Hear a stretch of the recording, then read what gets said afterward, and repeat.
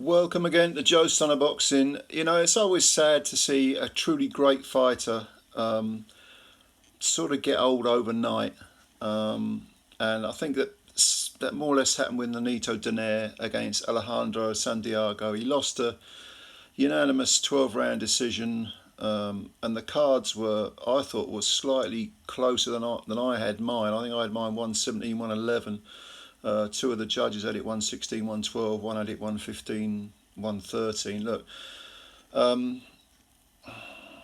yeah, some of the early rounds were close, but Santiago, 27 years old, I think he's only about 5'2", 5'3", whereas Donaire is 5'7". The difference is, of course, you're talking about a 27-year-old up against a 40-year-old. And it's not as if Donaire looked shot, because a shot fighter's, their legs just aren't there. And they do say that the first thing to go are the legs. I don't think it was Donaire's legs, and certainly he took some full-blooded punches, and although he looked like he felt them, he didn't look particularly like badly buzzed at any point. It wasn't as if you had, Grandad in there with, with a teenager. It was closer than that. But at the same time, with Donaire, I thought he just couldn't pull the trigger. I mean, he was occasionally you get these little cameos of the old brilliance, like a swooping left hook, but he just couldn't deal with Santiago, and Santiago wasn't particularly, technical. Well, he was good, don't get me wrong, and he clearly won the fight, but it's not like he did anything flashy, flashy against the Filipino Flash. He was doing everything well. He was being aggressive. It was controlled aggression from Santiago. He was having the last word in the exchanges, and Donaire just looked that step slower than in the past, and certainly a step slower than Santiago. Watching this fight, I kept thinking, the old Donaire would be, dominating Santiago, winning almost every round. And that, again, I don't want to take anything away from Santiago, because he performed well and he won this fight. And the early rounds were a bit nip and tuck. I think I gave the majority of the first 6 rounds to Santiago, but you still felt that Donaire was in the fight. It's a case of like, when is he going to get going? When's the engine going to get running? And it never really did. And I wonder about the weight with Donaire, because he's still at bantam. This, by the way, was for the vacant WBC bantamweight title. So, one of the ones that was, made vacant by Inoue. And he just couldn't get the engine running. And I wonder if it's because getting down to bantamweight is, at that age, 40 years old, is just a little bit too much for Donaire these days. You can imagine that it might be.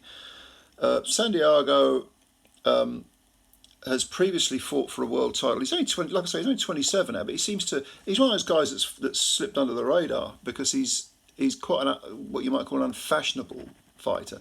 He's got 5 draws on his record. He's got 28 wins now and 14 by KO, 3 defeats, and none of those are by KO, and 5 draws.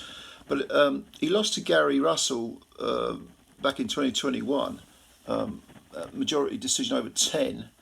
That's Gary Antonio Russell, by the way, because there's about 5 or 6 brothers, and they're all called the same thing. But yeah, but that's his only defeat. If you got, for his last defeat prior to that, you got to go back to 2014. But he's got all these draws peppering his record, and one of them was to Ancajas, and that was for one of the flyweight belts. So he's actually come up from flyweight, and I think he made a stop off at superfly for a while. And when but I should point out that the Ancajas fight, which was back in 2018, I mean, it was 5 years ago, it's the IBF fly title, or was it a superfly? It might have been superfly, not flyweight. I might be getting that wrong. But it was a drawn match, and they were big differences in the scorecards. Like, one guy had it 116, 112, one guy had it 118, 110 or something like that, and then there was a drawn card. It was very, very strange fight. But since then he's gone on, and the only defeat was to Russell. So he's one of these guys.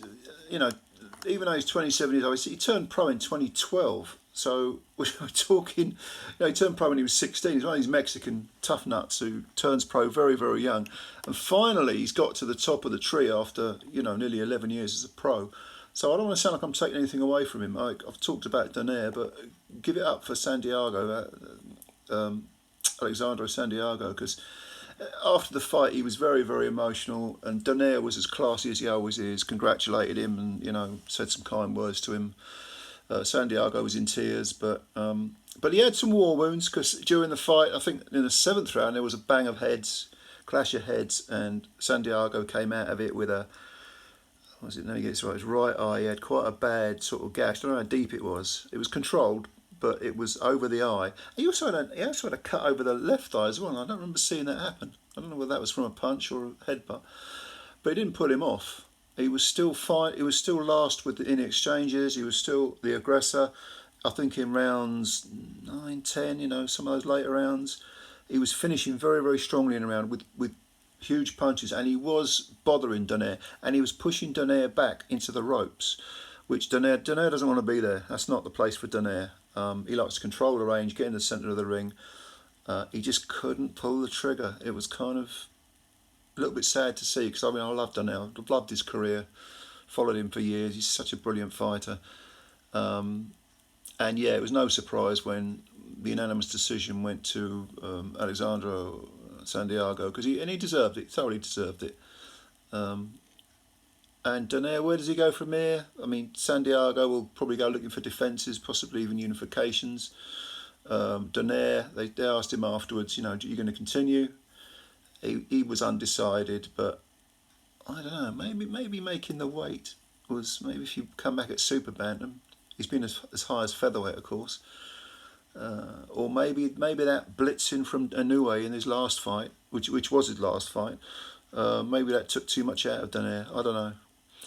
But anyway, a deserved unanimous decision for Santiago, and commiserations to Donaire. He's had a great career. He's going in the Hall of Fame, and deservedly so. 4-division world champ. But for Santiago at 27, he's finally got there. He's now got a chance to make some serious money, defend his belt, maybe get involved in some unifications. He's probably in his prime now at 27. And if he needs any inspiration, look no further than Nonito Donaire. Be interesting to see who picks up the other belts as well, and what the options are for Santiago. But yeah, it wasn't a great fight. It didn't catch light. It was, you know, there were little. I think some of the later rounds were actually the most entertaining rounds, because they had some real exchanges. But again, Santiago was the one that came out on top. But anyway, that's Alexandro Santiago versus Nonito Donaire. What do you think of it? Comments below. It was on the undercard of Spence Crawford. So if you've got anything to say about it, let me know. What do you think Donaire should do next?